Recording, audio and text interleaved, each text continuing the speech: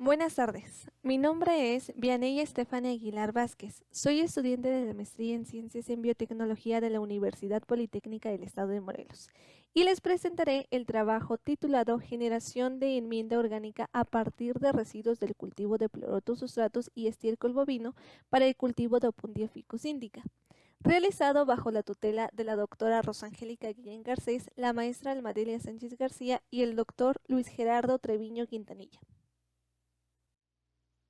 El sector agrícola mexicano es líder importante en América Latina, siendo el principal productor de hortalizas y ocupando la segunda posición en el cultivo de frutas. En México, la agricultura contribuye con el 2.39% del Producto Interno Bruto del país. El cultivo de nopal verdura es de considerable importancia en materia de exportación, ya que a nivel mundial México se destaca por volumen y superficie plantada, siendo casi el único país que provee el mercado internacional. Tanto así que las exportaciones de dicha verdura muestran un incremento de 2010 con 3.6 millones de dólares a 2019 con 18.6 millones de dólares.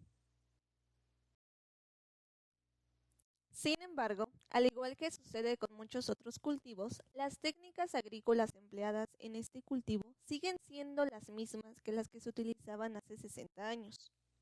Aunque al principio la agricultura convencional resultó ser eficiente, tiempo después se presentó un estancamiento que derivó en diversos problemas sociales, económicos y ambientales.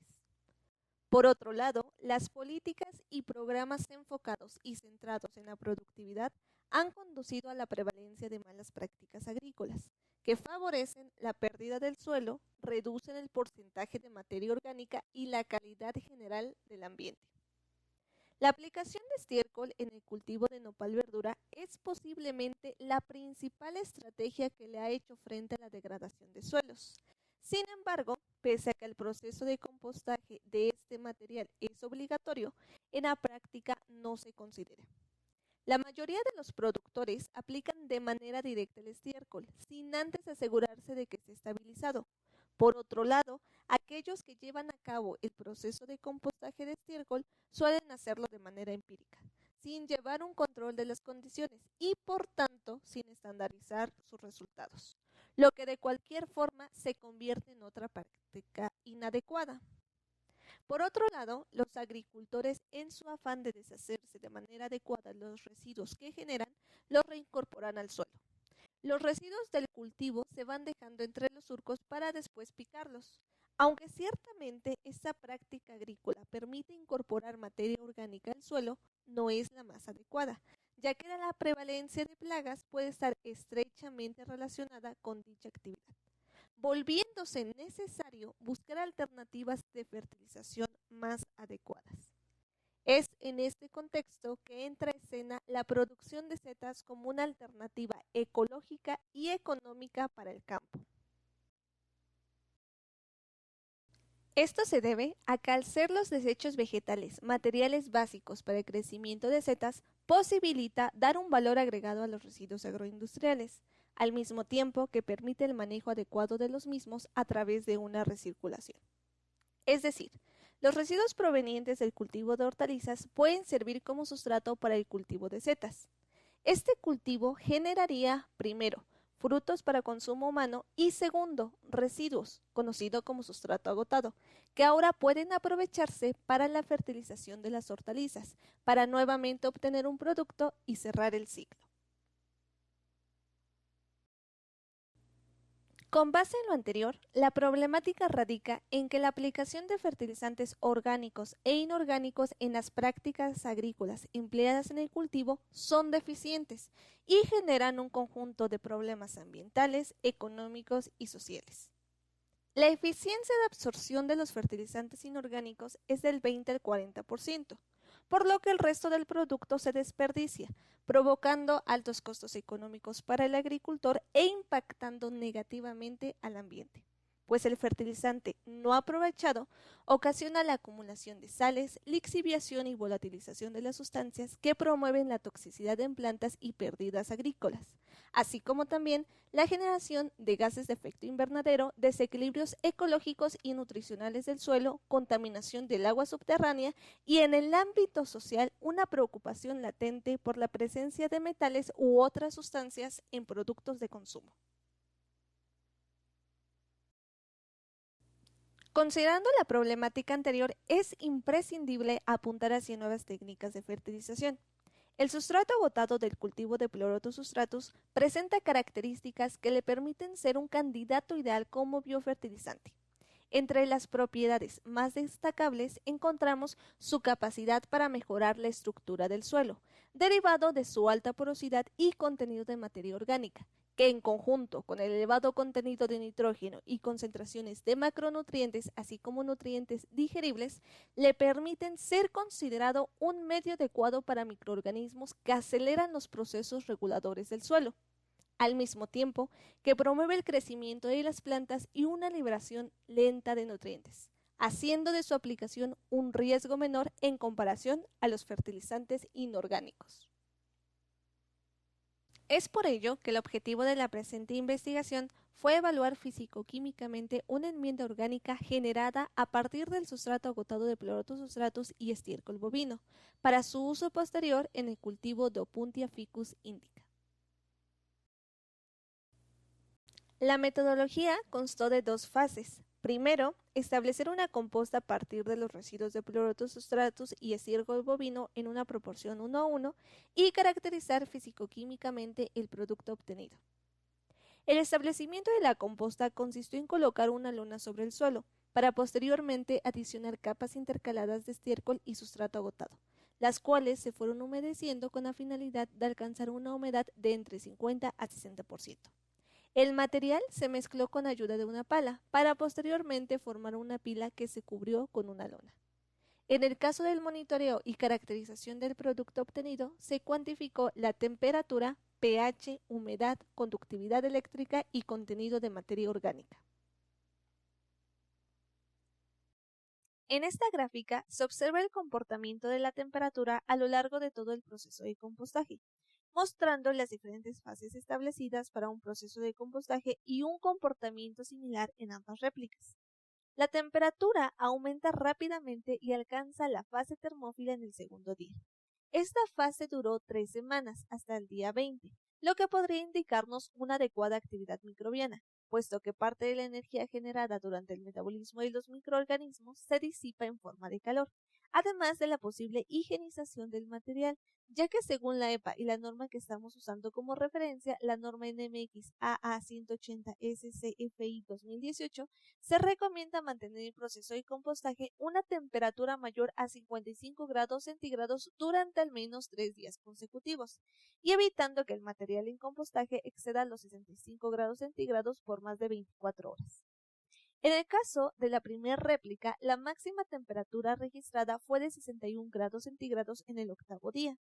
Una temperatura superior a 55 grados centígrados se mantuvo durante 5 días consecutivos, del día 4 al día 8. Para el caso de la segunda réplica, esta se mantuvo por arriba de 55 grados centígrados durante 4 días, del día 2 al día 5, con un pico de temperatura máximo de 62 grados centígrados presentados en el segundo día. Después de estos 20 días, puede observarse un decremento constante en la temperatura de ambas compostas, lo que sugiere el cambio de fase, la transición hacia la fase mesófila, la cual se extendió del día 21 al día 60, para finalmente, en el periodo restante, registrar temperaturas en un rango de 36 a 22.8 grados centígrados en las compostas. Para el caso de la humedad, las variaciones también fueron similares entre las réplicas, registrando valores entre 47 a 64%. El rango óptimo de humedad para el proceso de compostaje se considera entre 50 a 60%, aunque la norma NMX menciona como porcentaje mínimo 40% y máximo 70%, por lo que las compostas cumplieron con los intervalos de humedad esperados. En el caso de pH, de igual forma que en los resultados de temperatura y humedad anteriores, las compostas tuvieron un comportamiento similar, registrando valores iniciales de 9 unidades de pH. De la semana 2 a la 8 se logra ver un ligero decremento en los valores registrados. Esto puede ser resultado de la producción de ácidos orgánicos procedentes del metabolismo de los hongos que se presentaron en las primeras semanas del proceso de compostaje, así como de la transformación de complejos carbonatados, la pérdida de amonio por volatilización y la producción de dióxido de carbono. Por el contrario, en las semanas posteriores se observa un ligero incremento, que se relacionó con la formación de amoníaco y la estabilización del material, consecuencia del reinicio del proceso de degradación llevado a cabo por los microorganismos, para finalmente presentar valores estables. El intervalo aceptable de pH al final del proceso de compostaje, según la norma de referencia, es de 6.7 a 8.5. Por tanto, una de las réplicas se encontró apenas por encima del valor establecido, mientras que la otra cumplió con lo requerido. Para conductividad eléctrica, se observaron valores iniciales relativamente altos para ambas compostas. Las réplicas registraron una conductividad eléctrica por arriba de los 10 decímenes sobre metro. Este parámetro tendió a incrementar conforme avanzó el proceso de compostaje, para resultar en valores por arriba de los 12 decímenes sobre metro, el cual es el límite especificado por la norma, por lo que las réplicas no cumplen con este parámetro. Esta tendencia a incrementar puede estar relacionado a una mayor concentración de nutrientes o una disminución en el porcentaje de humedad, que deriva en una mayor concentración de sales. En cuanto a materia orgánica, las compostas registraron porcentajes iniciales del 70%. En la gráfica se puede observar que no se presentó una fase de adaptación previa a la fase de degradación. Por tanto, la reducción de la materia orgánica fue acelerada hasta el día 52, para después estabilizarse. Sin embargo, es importante resaltar que en esta fase se presentó una ligera meseta entre el día 17 y 24, que coincide con el cambio de fase. La reducción general en el contenido de materia orgánica durante todo el proceso de compostaje fue aproximadamente del 20%. La velocidad de degradación promedio fue de 0.005 días a la menos 1. Del mismo modo, se observaron cambios perceptibles en el color, volumen, olor y aspecto al inicio y final del proceso de compostaje. Al inicio, las compostas presentaron una tonalidad café clara que con el paso de los días se convirtió en un marrón oscuro. Aunado a ello, se exhibió una reducción en el volumen del material inicial de las compostas en un 50%. Simultáneamente, al inicio, el material presentaba un aspecto heterogéneo que al final se convirtió en homogéneo. Por otro lado, el olor en un principio era desagradable. Sin embargo, con el paso de los días, este se fue disipando hasta resultar en un olor a tierra mojada.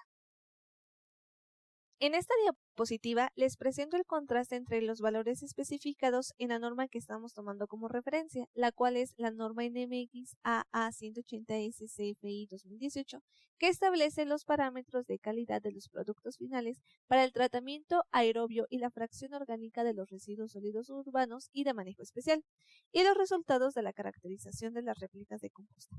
Como puede observarse, prácticamente se está cumpliendo con todos los parámetros a excepción de la conductividad eléctrica, ya que tanto la primera como la segunda réplica presentan valores por arriba del límite.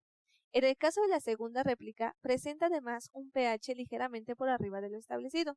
Sin embargo, para reducir los efectos negativos que podría llegar a tener la aplicación de estas compostas, se recomienda realizar algunas mezclas.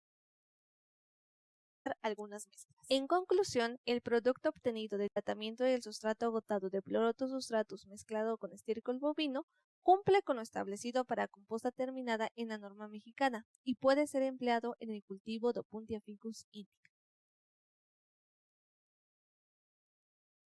Muchas gracias por su atención y estoy abierta a sus comentarios, dudas y opiniones.